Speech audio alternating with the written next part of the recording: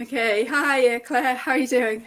Hi Claire, it's a Claire show tonight. I'm really good, how are you?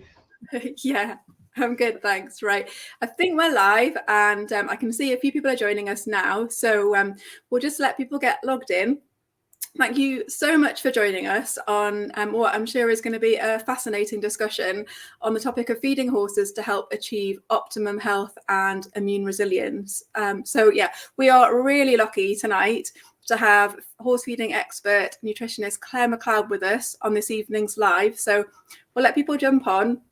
We'll do some introductions and then we'll get started. So we've had a lot of interest in tonight's session, so we'll give folks a minute. And but if you're already here, we'd really love for you to say hi in the comments. Let us know where you're from, how many horses you've got, and if there's anything specific, kind of immune related that you're tuning in today, or just general.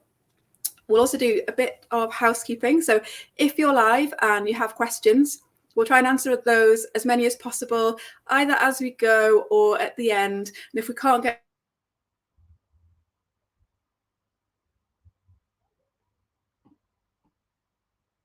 5 minutes, and she's got some slides to share with us, and then we'll take some more questions after that as well. So we've got a few comments here.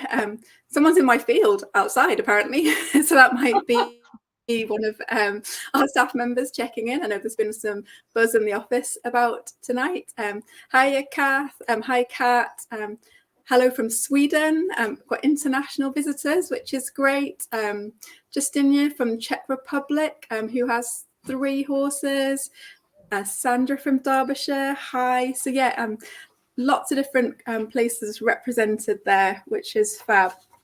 So yeah, if you're watching live, ask your questions. If you're watching on the catch up, then we hope that everyone who is there live is actually going to ask the right questions so that we've got that covered. We've got a few online now. Oh, Sarah from North Warwickshire, 1 horse with EMS. That's interesting. Moy from Pusey in the UK. Great. Oh, my mum's watching. That's brilliant. Number 1 fan. Brilliant. Tracy from Leeds, 2 horses, 1 prone to colic. So yeah, few folk. Right, so we've got a few online. Thank you so much for coming, everyone. I'm Claire. I'm a Rama and a director here at Westgate Labs, and we're delighted to be joined by another Claire, the wonderful Clare McLeod, who is, like I said, an independent registered equine nutritionist, and many of you will know Claire for her no-nonsense opinions and approach to feeding horses. So Claire's a feeding nutrition expert, so not only does she have all the scientific qualifications, a first-class honours degree, a master's degree, but over 2 decades of experience feeding her own and clients' horses. And really, she's uniquely placed to deliver the scientific info in a way that we can all apply practically, which, we're big fans of the practical here because it's got to be workable for us as horse owners. So Claire, you're a really busy lady. Thank you so much for carving time out of your diary to come and chat to us, to talk about feeding to support the immune resilience. Thank you ever so much for inviting me. I don't take it for granted ever that someone's interested to hear what I have to say. So thanks for inviting me. It's a pleasure to be here. Brilliant. So yeah, we talk a lot here about targeted parasite control and the need to use fewer wormers because of chemical resistance. So our horses, if they're in optimum health and their immune systems are resilient, they can do a lot of work for us. And so when we do regular testing, we always find that some of the horses are naturally more resilient than others. But is it right that we all have a baseline, but then it's also not a static thing? There's things that we can do to improve that. Yeah, it's a really interesting subject, and like most things with horses, the first thing you always have to say is, oh, we need more research, we don't have enough information. And actually that's not a cop-out, it's quite true. So the best thing we can do really is just support the horse's health as best as we can, and that really is the most important thing. It's not as exciting as being able to feed some wonderful powder or this or that, but it really does come down to just optimizing health, and that includes, we'll go on to talk about it with the slides, but that includes things like rest and movement and all these other factors as well. It's not just obviously what goes in the bucket or the forage. But yeah, it's an interesting one, because we can support our horse's health as best we can, but we can't really boost the immune system over and above its kind of general level. That's a bit of a myth that we can do something to boost immunity.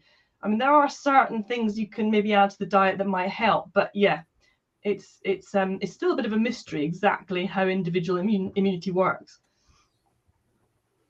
Interesting. So like there's many factors in that. I think we're going to dive straight in, aren't we, and take a look at those you've got on our first slide.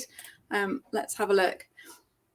Yeah, so talk us through this then. There's these factors that make up immunity. Well, obviously my subject is nutrition, and that's what I do. But I think you have to remember that it's never just about that feed or the diet of the horse. There's so many other factors involved. And I think when we talk about something like immunity, it's just as important to mention everything else, even though we're going to focus obviously on the nutrition this evening, because that's the bit I can help with most. But we have to remember all these other factors, because even if we have the diet of the horse as good as we can, and we've added bits and pieces and we've sorted all that out, if one of these other factors is less than optimal, then it doesn't actually matter how good you get the diet, because the horse's immune function won't be as good as it could be.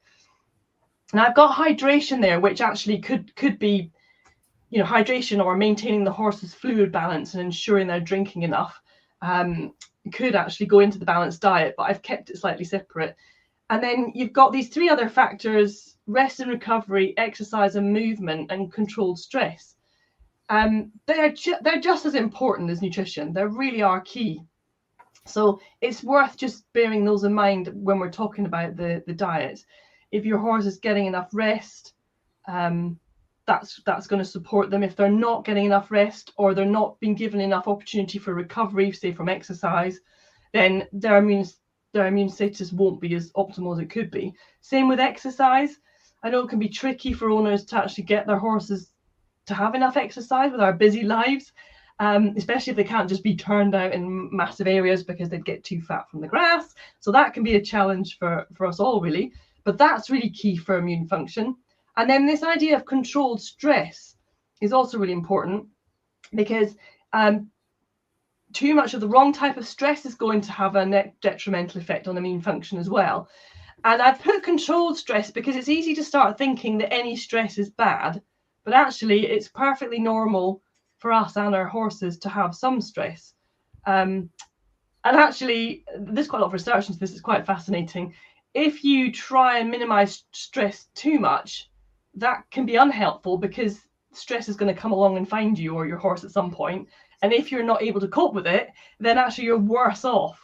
And it's this idea, like, having a routine is really important for horses. But if you have a strict routine, you have to be sure to stick to that, because if not, that's more stressful than actually having a more flexible daily routine, if that makes sense. So yeah, we have to be careful that we're not anti-stress, but it's just about controlling that stress. And that's actually really important for immune system function, that the stress level is not unmanageable. And then we've got this healthy gut, which is kind of separate from a balanced diet, but we do know that a healthy, well-functioning gut with a good, stable microbiome, which are all the bugs in the gut that help digest the horse's diet and help keep the gut healthy, that's really key for good immune function as well. So when we're talking about immunity, and especially the diet, we need to have a good look into the gut as well. And then I've also got this other little hanging circle. That's quite important, because if we have some pathology, some sort of medical condition that hasn't been recognised or isn't being treated, that's going to affect the immune status of the horse as well. And the classic one is PPID, or what used to be called Cushing syndrome. And that is probably a very common cause of immunosuppression in horses, because if they have that and it's untreated, they're never going to be as healthy as they could be, and their immune system is going to be compromised. Yeah, we certainly find that in the lab. So for a horse that's always had low or very good worm egg counts, if they suddenly start to rise and there isn't another reason, then something systemic like the PPID or EMS or something like that, it can often be the first sign. And I guess because if the whole system's under pressure, then it's going to be less resilient to infection. Yeah, absolutely. And the physiology of it is quite complicated. We haven't got time to go into that, and that wouldn't be my area of expertise anyway. But basically, you're right. If the system isn't functioning well, the animal isn't healthy, and there's a condition that, as I say, hasn't been treated, and it might not be a medical treatment. Like for EMS, the medical treatments aren't particularly effective. It's management, it's diet and body fat levels and movement. But basically, if you haven't got that condition under control, then absolutely, your immune function won't be good. And that is a classic case you see where the horse that hasn't particularly had particularly high worm egg counts will start to be just a bit higher. That can be an indication that the immune system really isn't working.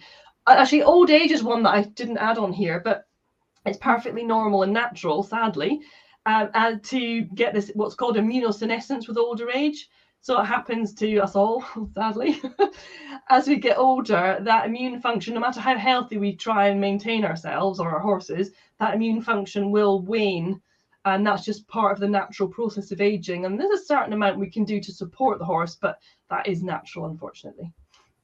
For young and old, actually, we find certainly in the lab from a parasite perspective. At least when they're younger, it's going to improve, isn't it, generally?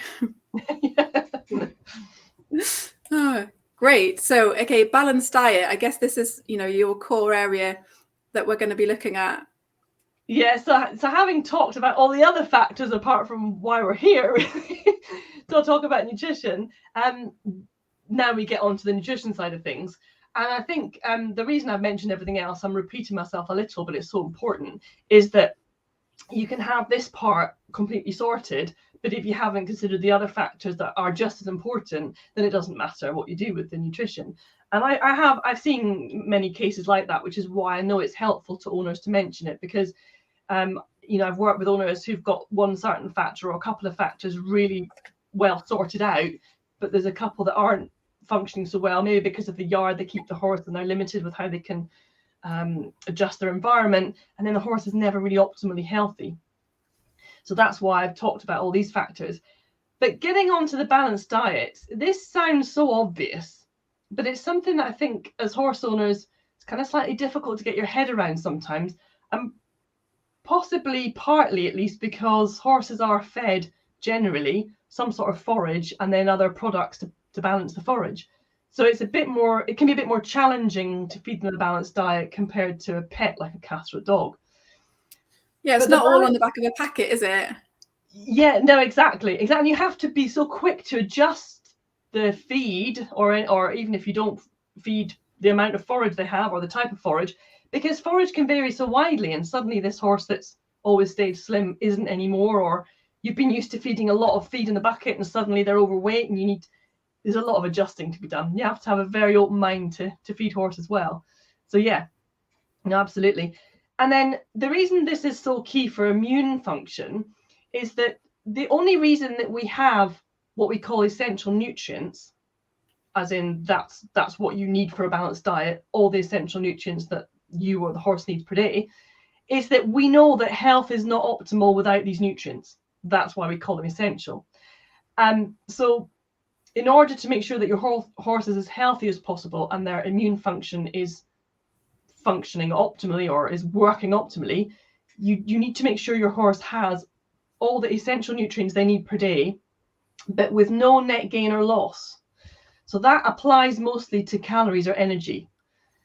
you know, if you have an overweight horse, even if they have all the vitamins and minerals they need, the good quality protein, enough fiber, they still aren't on a balanced diet because they're having too many calories, too much energy. So all these essential nutrients, I mean, as a nutritionist, we talk about these 5 different groups plus the energy, which isn't a nutrient as such. It's the fuel for the body that the horse extracts out of the nutrients. But we've got protein up there, we've got carbohydrates, vitamins and minerals, oil, and then water again, which isn't really a nutrient, but it's just as important, if not more important. And the horse needs specific amounts of all of these nutrients and the calories to function well and for that immune system to operate properly. And that's really the key to feeding the horse well and keeping them optimally healthy. And of course, the next question is, well, how on earth do you do that in practice? How do you know if your horse's diet is balanced? And we're going to go on to just a guide or some fairly easy pointers to assess that. I mean, when you get into the detail of it, it's quite complicated. But from a practical point of view, there are some guidelines you can follow that make it a bit more simple. Great. So we're going to go on now, look at weight condition. Is that right? This is the energy bit. Yeah, this is the energy bit. So I tend to use the word calories, and those who follow me or have heard me speak before will know this. I tend to use the word calories rather than energy because as horse people, we tend to use the word energy to mean how expressive our horse is, how much go they've got, don't we? And I think sometimes that can be confused because energy and how the horse behaves is quite different to dietary energy, which is measured in calories if you're a human. So any purists out there will know that calories is not the correct term for horse nutrition, but it just kind of makes more sense from a practical point of view, I think, to call it calories. But just to clarify that. But this is number one, because it's easy to forget that this kind of weight or condition is a key factor with a balanced diet. We can get really caught up with mineral intake or making sure the protein quality is correct. But if our horses haven't got a healthy body fat level, then they're not receiving a balanced diet. So if it's too high, you need to put them into a calorie deficit to get that body fat down. If it's too low, if your horse is too thin, then in order to make that diet balance, obviously you need to increase that calorie intake. And it sounds simple, but it's what most horse owners probably struggle the most with.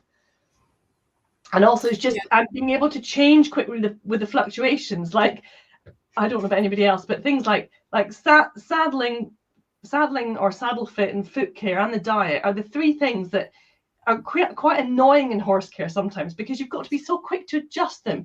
You think you've got them just right, and then something changes.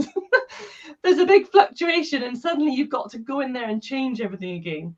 Maybe that's because I'm just a bit of a control person, but no, it's really true. I can totally identify with that one, Claire, and especially having natives and ones that really, you know, in terms of their calorie control is very difficult. Would you say they are one of the more difficult types to balance a diet for because they need like so little or so much restriction? Yeah, you're absolutely. Natives and PRE, Iberian horses, there's so many of them that the owners have contacted me where they struggle with their weight as well. I mean, all breeds are affected, but yeah.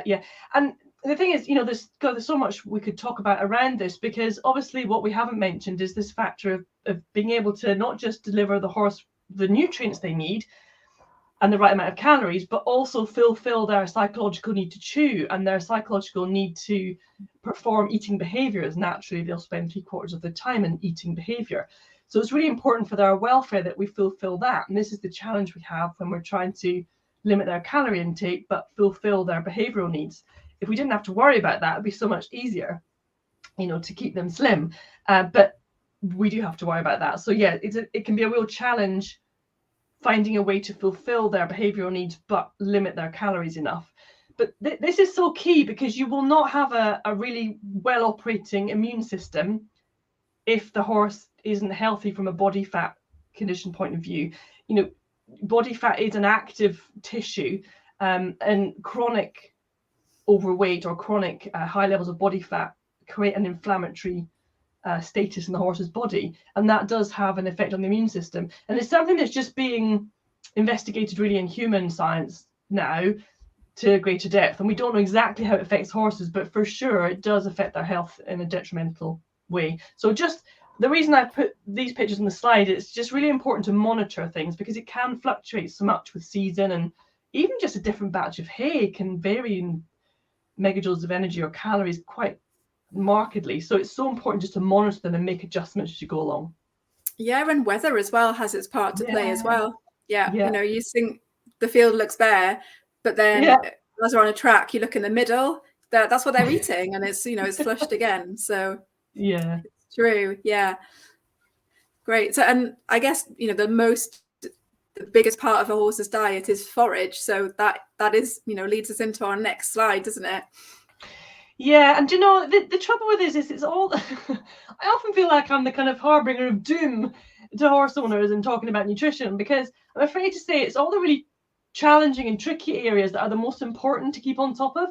Like, it would just be so nice and so much easier if we could feed some sort of supplement in the bucket to help with their metabolism, or we could I don't know, just buy something to adjust their forage intake. But it really does come down to making those big efforts on how we manage them, because you're absolutely right.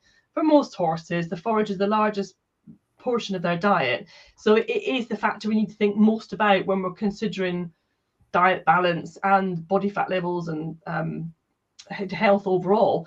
And it's just trying to be able to, if you can, select the appropriate forage for the horse.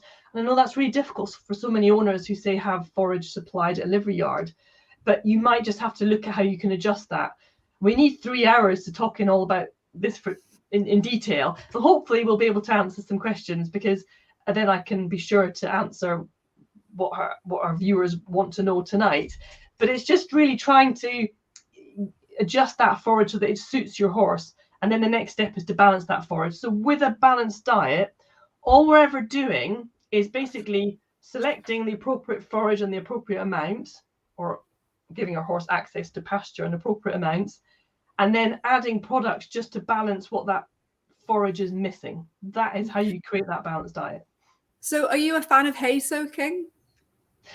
Well, that's a good question. That's a really good question. And I'm going to answer it in an odd sort of way. No, I hate soaking hay. Practically, water use and wastage, the fact that it's not so palatable. But yes, absolutely, because sometimes it's the only choice you've got to get a forage that's low enough in calories that you can feed enough of it. So that's a sort of a silly answer, but it's not a great thing to do, but actually sometimes it's the only option you've got to keep the horse healthy. Yeah, if your back's against the wall, then that's where you're at, right? And then in terms of like testing forage, is that something you'd recommend? Yeah, and that's a really good question. So testing forage can be useful, but you have to be very careful about testing, because number one, it's not that reliable. So you're only ever taking a sample, and often owners will be obsessed that analysis is exactly what their horse is eating, but that's not the case. It can vary bale to bale. There's so many different factors. It's just a representation of that forage. And then also, what's your analysis going to tell you, and how are you going to adjust the forage once you've got the analysis? If you've got the choice of 3 separate, very different hays and you analyze them all, that can be helpful in selecting which one you've got. But ultimately, you have to have a plan of what you're going to do with that forage if you've already got it. And I think sometimes just soaking it can be helpful, because if you need to have lower calorie forage, or you can't feed enough of it without your horse getting overweight, then actually just something like soaking or diluting it by mixing with straw or such like, that can actually almost be a better option, because ultimately your horse's response will tell you what's in that forage. I guess actually the other thing would be, if you've got a very sensitive horse, metabolic case, or on the verge of laminitis or recovering, then yes, sometimes the analysis can just help you to find out whether that forage is appropriate, rather than waiting till your horse gets symptoms. Gotcha. Yeah. So we've got a question coming in from Sally, who says her gang mainly live out all year round on grass and hay with fibre feed in winter and a balancer. Should I also feed a balancer in summer as well? But I guess this is our next piece, isn't it? Are we preempting what we're going to go on to talk about? Yeah, but that's great, because I think the next slide actually will answer this question precisely. It is, yeah. And I think, yeah, let's go on to this one then. It's a really good question, and there's some points that are quite useful to make between feeding like a balancer or a vitamin and mineral supplement. And it's probably worth me mentioning, first of all, that this is where it can get confusing for especially new horse owners, because the term balancer, you would think, would mean any product that balances forage, which in theory, I suppose it does. But the term balancer has sort of been coined for these concentrated compound feeds that are fed about 500 grams for 500 kilo horse per day. So we, as nutritionists, we tend to use balancer to mean that product. But of course, it can also mean these vitamin and mineral supplements that are fed at much lower rates. So it can get quite confusing.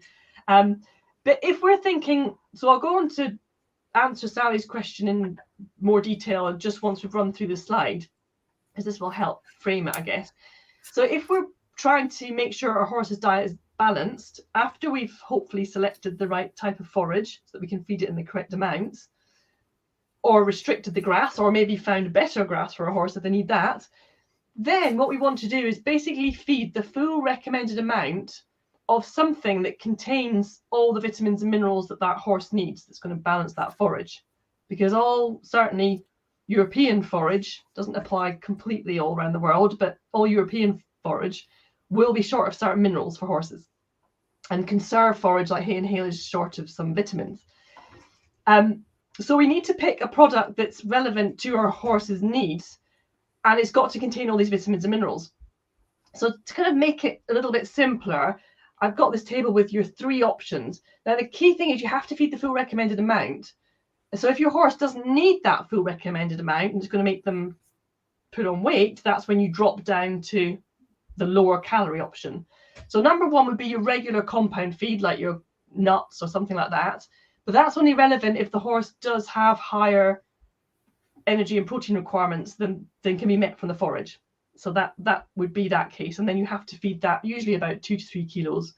Some compound feeds, you can get enough vitamins and minerals fed at 1 kilo, but generally, most of them you have to feed about 3. And this is based on a 500 kilo horse. So obviously you adjust to the body weight. So if that's going to make your horse too fat, rather than reducing the amount of that product, what you need to do is just drop down to this balancer idea. And there's loads of horse owners, at least in the UK now, that are doing this now. These balancers have grown exponentially. Their sales of balancers have grown exponentially in the last few years, which is great because it means that the horse is not getting all the extra calories, but getting the vitamins and minerals.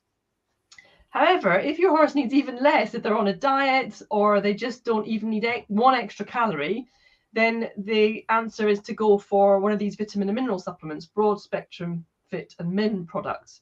And they're usually supplements that are powdered, or some are pelleted, and they're fed in quite small quantities. They're not always that palatable though, and that's where sometimes a balancer is more useful because they do tend to be more palatable. And going back to Sally's question, yes, in theory, ideally, she needs to feed her gang. It sounds like she's got lots of horses and ponies. The vitamin and mineral supplement in the summer if they're maintaining weight. So the idea would be that if they're maintaining weight on forage in summer, then they don't really need this balancer concentrated compound, but just the vitamin and mineral supplement mixed in anything that gets them to eat it. Yeah, that's it. That's if Sally does use the term balancer to mean one of these concentrated compounds. She might be referring to just a vitamin and mineral balancer. But yeah, you do need to ideally feed it all year round. Gotcha. And so would you look at then the balancer as being the thing that provides the vitamins and minerals and almost disregard the forage and how that was made up? Yes, that's a good question. It's a good question. So there are some micronutrients, there's some minerals that will be in adequate supply from the forage, but there's just several that aren't. And you could turn around and say, well, why aren't these vitamin and mineral supplements more bespoke to the forage?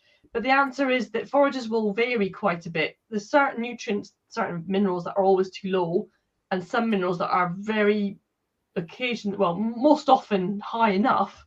But the idea about these broad spectrum products is they're safe with a very wide range of forages. So rather than going for, and some companies have brought out less broad spectrum vitamin and mineral products, but you can get into trouble with them because if you don't feed them with the right type of forage or you adjust the horse's grass intake, you can end up with unbalanced diets. I've kind of gone off the point a little bit of your question.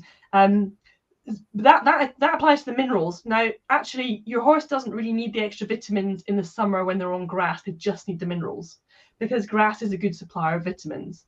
But hay and haylage aren't good suppliers of vitamins, even well-made conserved forages. So just for ease, we tend to just feed these broad spectrum supplements. But you could just feed minerals over the summer and then the broad spectrum over the winter.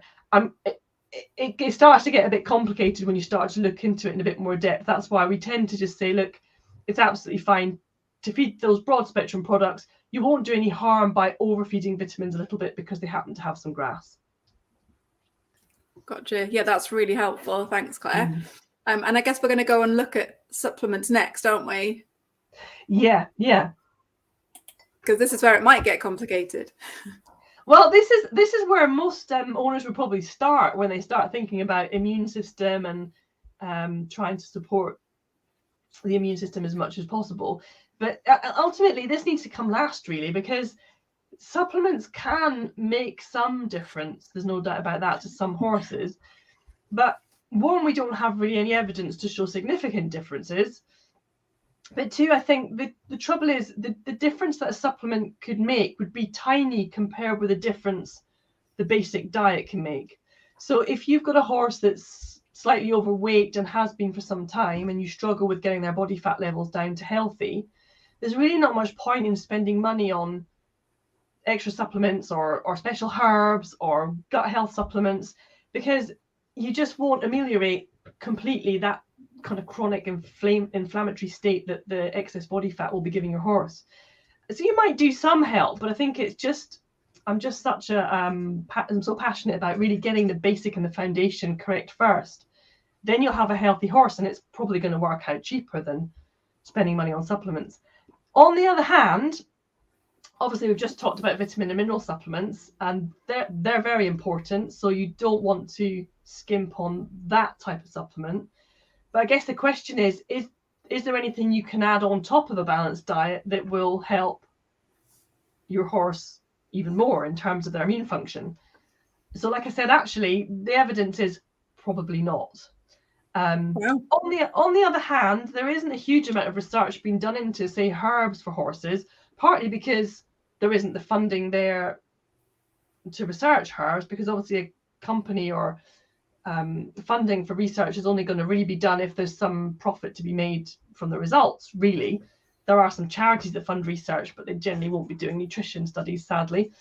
So it's not impossible that maybe some herbs might have some effect on horses. And now and again, like if I've got a nutrition case that really isn't doing that well, and I can see that the basic diet is really good and their body fat levels are healthy and they're in exercise or they've got plenty of movement, that's when I might recommend some what they call adaptogens, which are herbs that just help balance the body system, may help the immune system, things like echinacea or ginseng, something like that. On the other hand, I'll also then actually sometimes refer owners to herbalists, because they're going to have a more specialist understanding of that side of things. The other option, of course, is gut health. We've talked about that a little bit. I've not gone into any detail yet. Can we feed products that are going to help gut health, and could that help the immune system? Well, there is some evidence to show that live yeast can have beneficial effects on gut health. Yeah, I've got a slide on this actually coming. Yeah.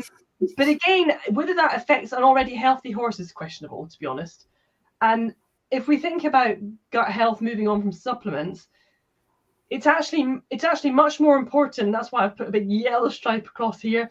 It's much more important for horses that dietary changes, including actually especially forages, are made gradually, and that will have a much bigger impact on your horse's gut health and their immune system and actually their general health than anything you try and add from a supplement tub, to be honest.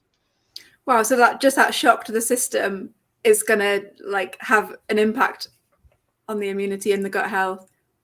Yeah, well, now how the gut's involved with immunity is a really interesting, quite an exciting area of research in human health and medicine. Certainly we know that the gut microbiome, which are all these microorganisms that reside in the gut, they have an impact on the immune system. There's no doubt about that. They have an impact on everything. They have an impact on cognition and brain function and nutrient absorption, and definitely on immunity. Pardon me. And certainly by keeping that gut microbiome healthy, we can then have a good impact on immune function. But how we do that can be quite misunderstood. And I've made a little list here of what factors are important for helping to keep that gut microbiome stable.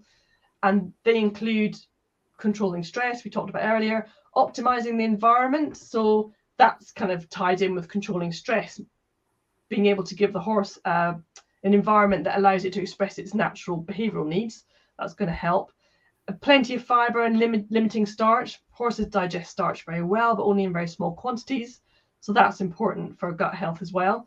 Having a diversity of plant material, we think that's going to help with the horse's gut. We haven't got enough evidence yet, but it certainly affects or helps gut health in other species. So it's likely to in horses. The digestive support live yeast supplementation, I'm jumping around a little bit here, but I was going to mention that the digestive support supplements can be quite useful if you've got a change in environment or something that's going to affect the gut that you can't control. So, for example, if you have to make a sudden change in forage, like your horse has suddenly had to go on box rest, or you're at livery yard and they've made you change your field and it's gone from a lot of grass to very little, or if you've dewormed your horse with a chemical, there might be times where you can't control that change that could affect the horse's gut. And that's probably when feeding a digestive supplement with live yeast is probably worthwhile. That's interesting, yeah. And I think we've got a couple of comments here from Antonia and from Susan, who Antonia says she feeds Timothy hay on a track with no grass, but has recently been alerted to the need for more varied forage for gut health reasons. So she's wondering whether she should switch that out to meadow hay potentially. She went for Timothy because she has an EMS pony, wanted high fibre, low NSC, but they do have access to that over winter, and they do feed balancers. But I guess that could be something to think about, or hedgerow grazing maybe. Yeah, do you know that? I'm so glad Antonia asked this question, because that is such a good point. And she's made some really good decisions there, and has asked a really good question. If she was to change directly to meadow hay, thinking, diet diversity is good and I'm only feeding one type of forage, let's change to meadow hay, that could be a disaster for EMS pony, because some meadow hay is super high. That's not very scientific. It's very high in calories or energy and sugar and fructan, NSC. Meadow hay can be really far too nutritious for an EMS pony. So yeah, she doesn't want to swap directly to meadow hay, but it might be that she could incorporate a little bit of that with the Timothy, but you would have to really watch that calorie and sugar intake.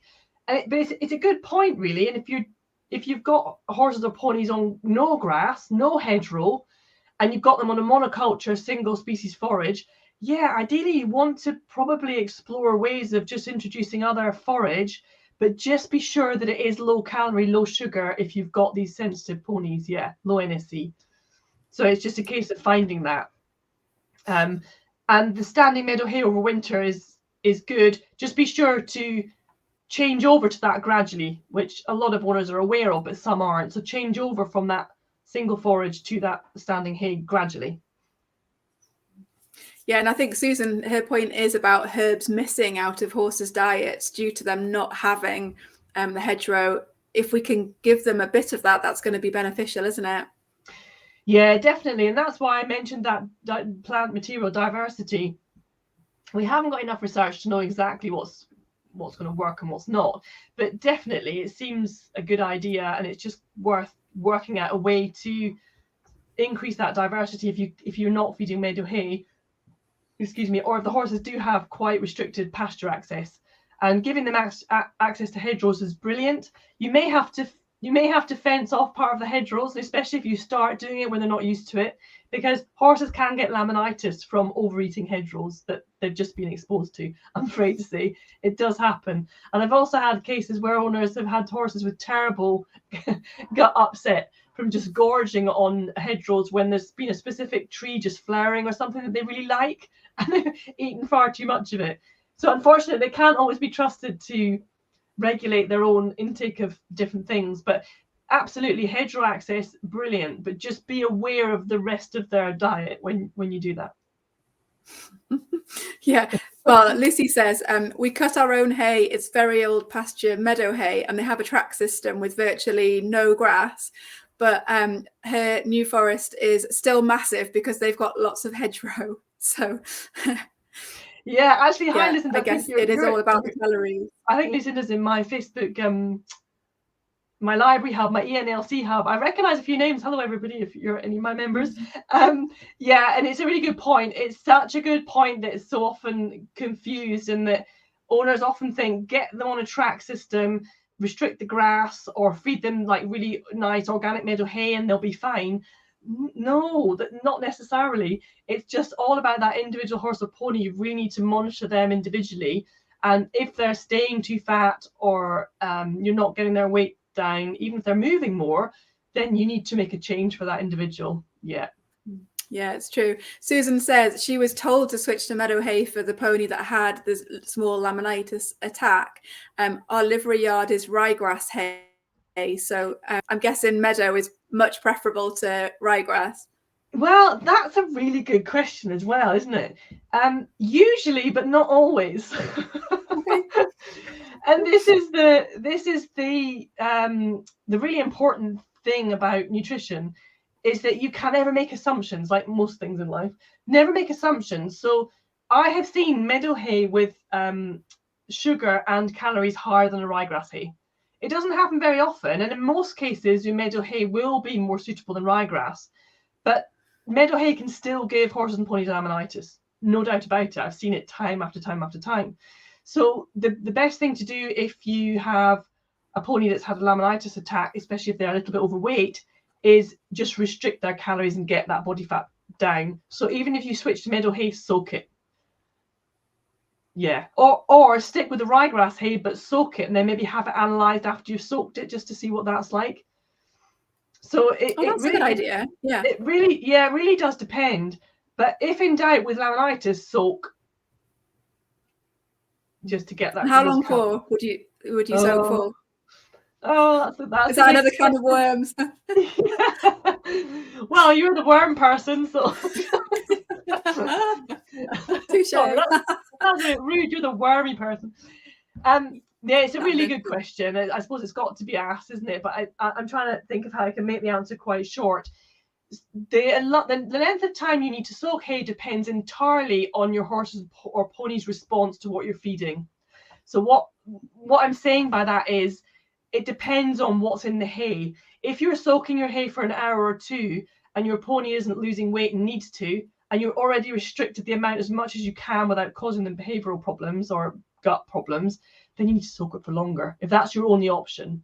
In this weather, sometimes you just cannot soak it for 12 hours, because it'll go off. And I've had a client, a horse owner just the other day that was having that issue. And I talked to her about mixing in straw. You have to be careful feeding straw. There's lots of rules you have to follow, introduce it gradually, make sure they've got good teeth. But you have to find a way to get that forage to be appropriate to give your horse or pony the right amount of calories. And so that's why you might have to soak for quite a long period of time. But like I say, don't soak it so much that it goes off. And in this weather, I'm saying this weather, we're in the UK and it's really hot for us. But yeah, in hot weather, even out of the sun, sometimes the hay will go off if you soak it for those long periods of time. So that's when you might have to think laterally and maybe choose straw to mix in or something like that. Fantastic. Well, I think that, yeah, it's really, really interesting. Yeah, Antonia's saying the sensitive one goes out gradually, starting in a muzzle. She's enjoying the live stream, so thanks, Claire. That's all good. But her tea's going cold. Your own nutrition. Brilliant. And just a question on the digestive support. So you would think live yeast rather than like a commercial probiotic or something like that? Yeah, that's a good question. So when I say live yeast, that's the only material that's got evidence behind it that we definitely know does support gut health in horses. The problem with that is that just because something's got evidence doesn't mean to say it's the only thing that's going to work. It's just that that's what companies have put the research into. But I guess it's just that we know that if you feed a product with live yeast in it, it's more likely to work than maybe one that doesn't have. I tend to recommend these combination products. So one that's got the live yeast, which is a probiotic, plus maybe a prebiotic like FOS or MOS in there. And then there's certain herbs that can be useful for the digestive tract as well. So the combination products are probably useful, just because the truth is that there isn't any research, so we don't know exactly the best product to support gut health. So that's where combination products are probably the best choice. But just make sure they do have live yeast in, because that's probably the only one we've got evidence for. And also, bacterial probiotics aren't actually legal to be added into horse feed supplements. So if you've got a company that's adding live probiotic bacteria like you would have in a human supplement, at the moment that's not legal in the EU or the UK. So that company isn't operating under the proper regulations. Interesting. And on going back to straw and forage, Sally's asking which type of straw is best. Hers are eating barley straw, but that's all she could get. So is there a preference on that one? Yeah, that's a good question as well. You can feed any type of straw, and what we tend to recommend as nutritionists is that basically just find the cleanest straw you can. And by clean, I mean hygienically clean. So it wants to be bright orange in color, and not dusty or have that kind of dark hue to it, which shows that it might have a bit of mold. Because the problem with straw is it's what's left of the grain plant after it's harvested, so you can get a bit of molding in the bottom of it, and you get that kind of dark hue, and that's not quite so healthy to feed. So you do ideally want that bright orange straw. And barley, wheat or oat are all suitable, ideally unsprayed if you can get it. It's not always easy to find, but sometimes it's sprayed to kind of dry off the crop, the grain crop, before the grain's harvested. So ideally you do want it unsprayed. On the other hand, if you've got a pony who's on the edge of laminitis, whose health is in desperation, actually sometimes just any straw you can find is better than that pony staying too fat. So it's always just a bit of a juggle of what's the priority, really. Yeah, as everything, isn't it? Yeah. What can you do? Yeah. I've got a question come in from Tanith, who's got a pony that is skinny, has been ill. They're trying to feed him up, but he's not absorbing protein, so he's been started on steroids. So they're being hypervigilant for laminitis, but don't want to restrict access to fresh grass. That's a difficult juggle, isn't it? Yes, that is. And it's unusual, obviously, to have a skinny one, because normally I'm helping owners with the ones that are the opposite, a little bit overweight. So that can be a challenging one. The key is for Tanith really is to find a feed that's going to be very low in starch and sugar, but high in protein and probably oil. So something like a very low starch stud balancer could be useful for a pony like this, where you've got that good quality protein, because obviously the absorption's been affected. So you want real high quality feed, but you're limiting the starch and sugar. So these stud balancers, as long as they're low in starch, can be quite useful for that. Or these feeds that are designed for horses with gastric ulcers. So these, or horses that tie up. So these are compound feeds that are again very low in starch, but they're quite good for calories and protein. So they don't sound the right type of feeds for a pony that's you're worried about laminitis, but they'd be safe. That would be a way to feed the pony without risking the laminitis. Fantastic. We're back on the straw with Moy. Are the bag chop straw products recommended? She asks. Yes. That's a good question as well. And yes, there are two that come to mind, and that's the honey chop, plain chop straw, and top chop zero, I think it's called. These are plain chopped straw products. The only downside is they're a huge amount more expensive than just buying long straw. But yes, I've got quite a few horse owners that will use them to just replace some of the hay to make sure that the horse just has enough fibre and has enough to eat whilst restricting calories.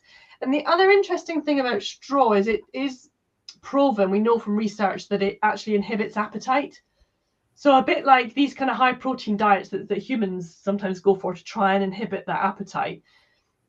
With horses, it's fibre that will inhibit the appetite. And there is research showing that if you feed straw, it just takes the edge off the appetite. So it can help these sort of hangry horses. it's not a very scientific word, but we all know what you mean, I think. Yeah, that's really fascinating.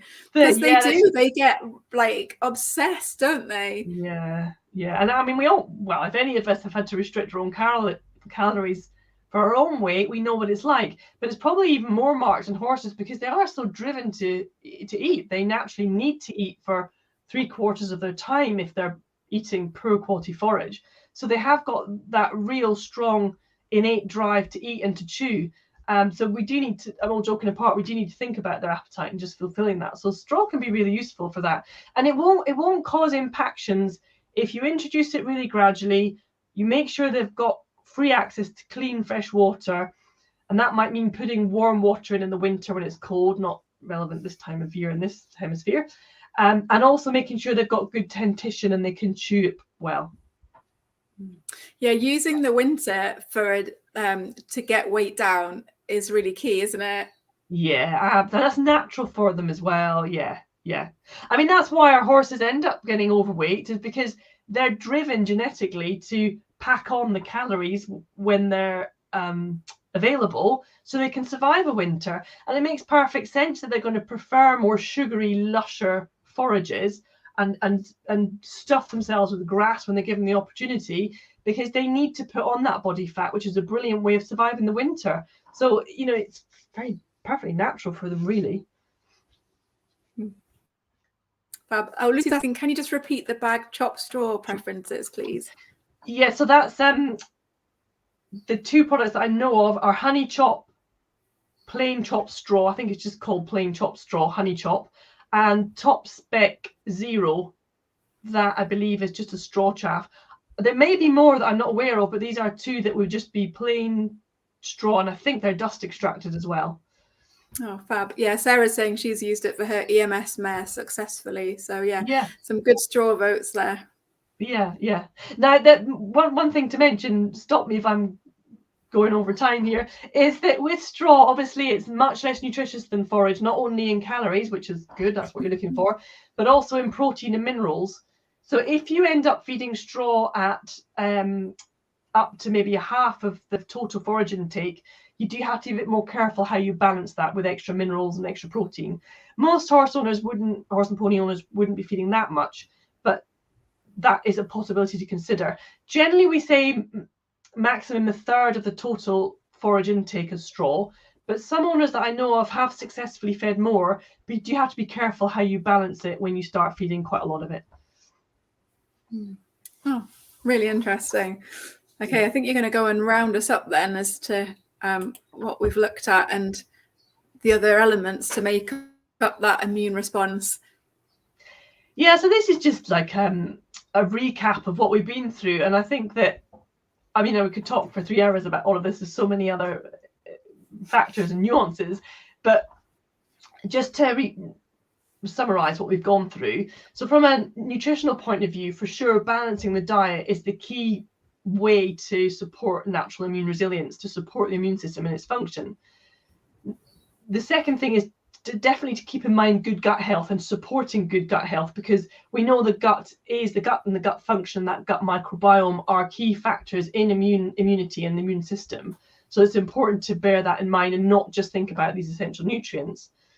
And I've got a remember list there, because you can get the diet as spot on as you want, but all these other factors are just as not more important for immune function. And these are the hydration, that water intake, the fluid balance, rest and recovery, sleep, exercise and movement, and the control of stress.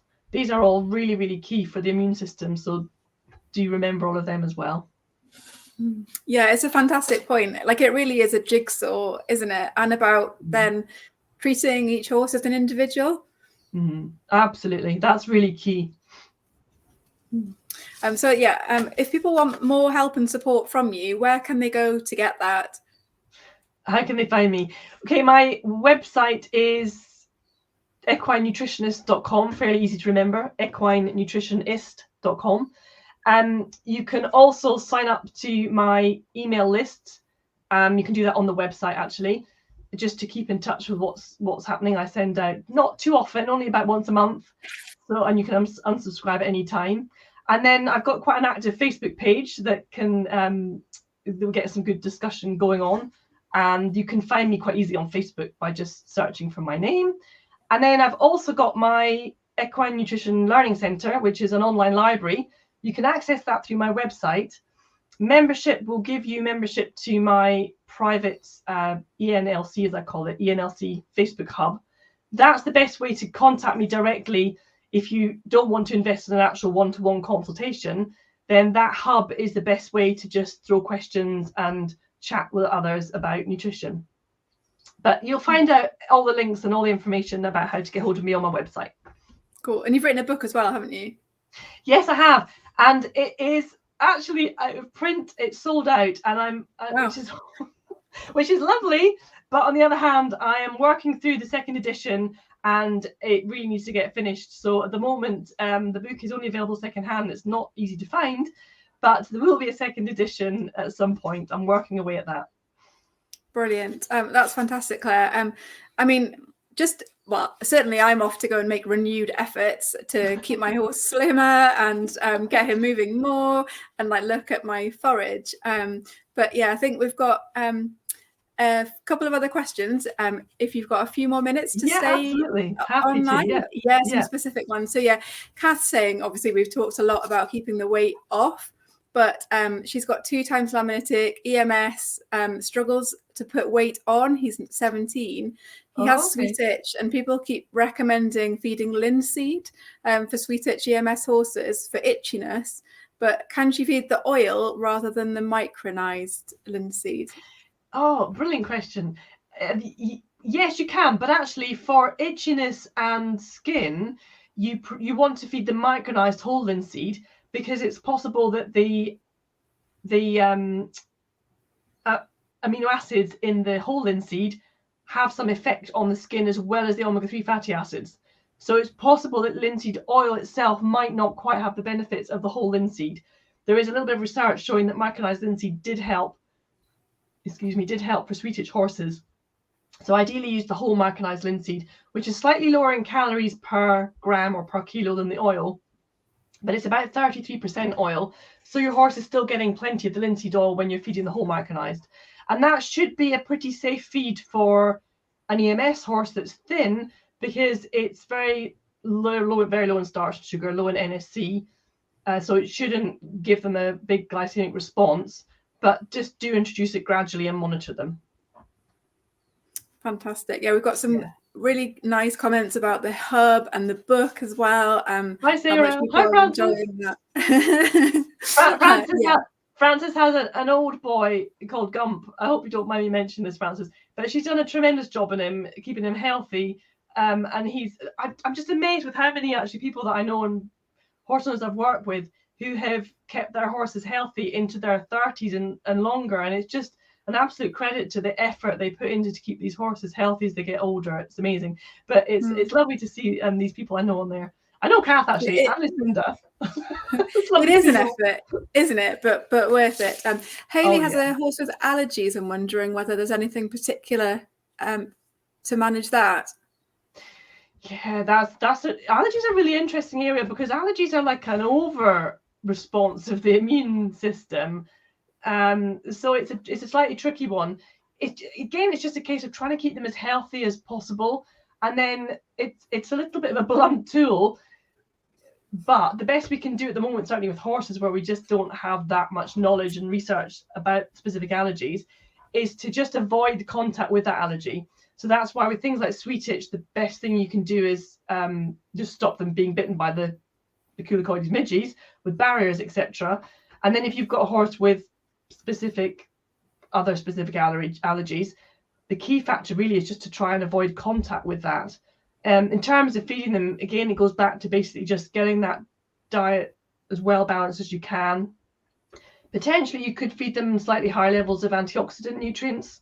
Some of these respiratory support supplements have quite high levels of antioxidants, so that's something. But it's a tricky one. Allergies, goodness, if we could find out more about allergies and how to control them, we'd all be much better off. And yeah, it's not an easy one to answer.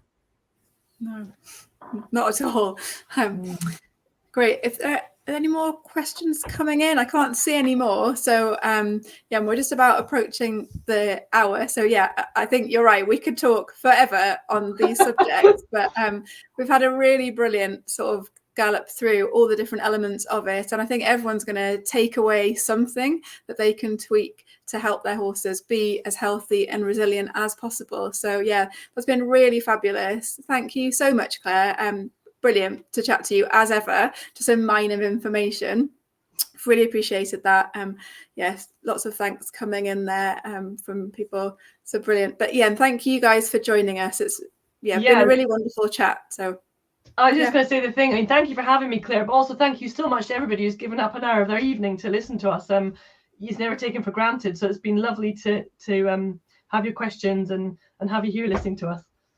Yeah, absolutely. Beautiful evening. So yeah, you can go out and enjoy that. And whoever's missing their tea can go and get that one as well. So yeah, that's brilliant. But yeah, thank you everyone. And yeah, thanks we'll so leave much. it there. All right, thanks then. Bye-bye. Bye everyone. Bye.